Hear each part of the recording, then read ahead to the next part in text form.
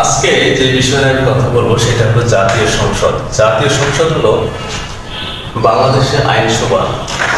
বাংলাদেশ সরকারের যে তিনটি বিভাগ রয়েছে, এই তিনটি বিভাগের মধ্যে অন্যতম হলো আইনসভা।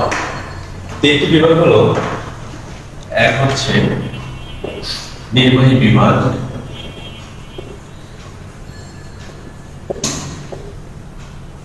দুই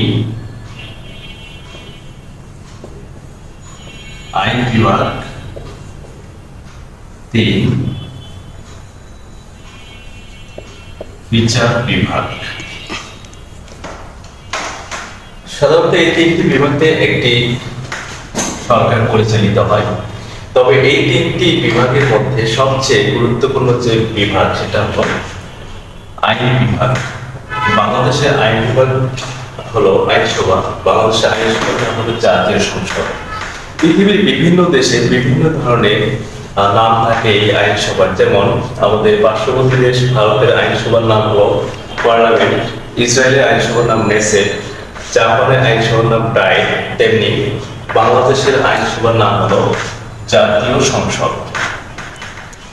এই জাতীয় সংসদে মোট আসন আছে 300টি নির্বাচিত আসন এবং 50টি সংরক্ষিত আসন।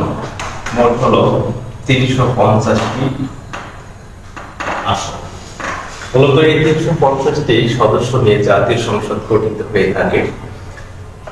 আমাদের প্রথম জাতীয় সংসদে আসন ছিল মোট 300টি নির্বাচিত আসন এবং 15টি সংরক্ষিত মহিলা আসন। মোট 315টি আসন ছিল প্রথম জাতীয় সংসদ নির্বাচনে।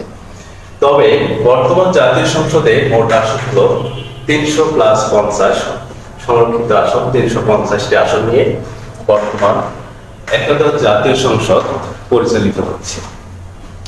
এখন আমরা জানবো এই জাতীয় সংসদ কিভাবে পরিচালিত হয় বা জাতীয় সংসদের সভাপতিকে জাতীয় সংসদ অধিবেশনগুলো কিভাবে হয়ে থাকে। আমরা জানি জাতীয় সংসদে অধিবেশন আহ্বান করে থাকেন রাষ্ট্রপতি এবং প্রতিটা অধিবেশনের যে কখন ঘটবে বা অধিবেশনের যে বৈঠকগুলো কখন হবে, কোন স্থানে হবে, এটা সংসদ যে সচিব থাকে উনি হচ্ছে বিজ্ঞপ্তিতে এটা আগে থেকে সদস্যদের জানিয়ে দেন। মানে স্বাধীন হওয়ার পরে প্রথম যে গণপরিষদ হয়েছিল সংবিধান সৃষ্টি করার জন্য, সংবিধান তৈরি করার জন্য, তখন সেই গণপরিষদে সভাপতি ছিলেন আব্দুর রশিদ তরফদারি। ওই সময় সভাপতি ছিলেন একজন এবং স্পিকার ছিলেন অন্যজন। ওই সময় স্পিকার ছিলেন গণপরিষদের শাহ আব্দুল হামিদ। যখন গণপরিষদের স্পিকার ছিলেন শাহ আব্দুল হামিদ এবং ডেপুটি স্পিকার ছিলেন মোহাম্মদুল্লাহ, আর সভাপতি ছিলেন Abdur Rashid তরফদারি।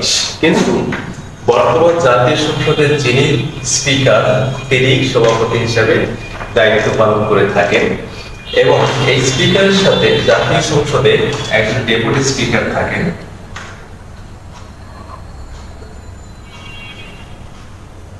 Speaker, deputy speaker.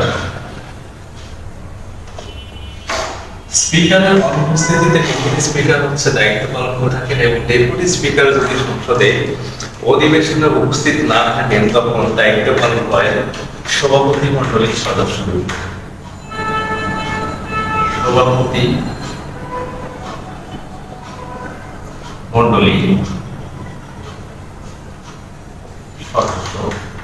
এই সভাপতি মণ্ডলীর সদস্য 5 সদস্য বিশিষ্ট একটা সভাপতি মণ্ডলী গঠন করা হয়।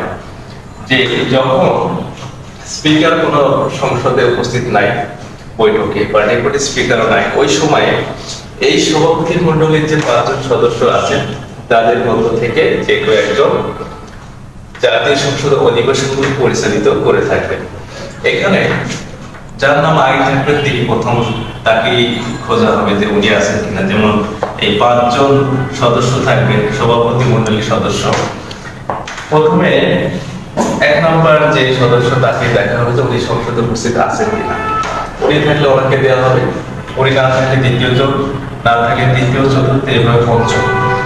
এমন যদি কখনো হয় যে জাতীয় সংসদ অধিবেশনে কোন স্পিকার, ডেপুটি স্পিকার বা সভাপতি মণ্ডলীর সদস্যের কেউই উপস্থিত নাই, সেক্ষেত্রে সংসদের উপস্থিত সদস্যবৃন্দের মাঝখান থেকে যে কোনো একজন সদস্যকে ওই দিন সংসদ সভাপতি হিসাবে তাকে মনোনীত করা হবে। তাহলে এইভাবে জাতীয় সংসদ অধিবেশনগুলো পরিচালিত হয়ে থাকে। এখন আমরা জানবো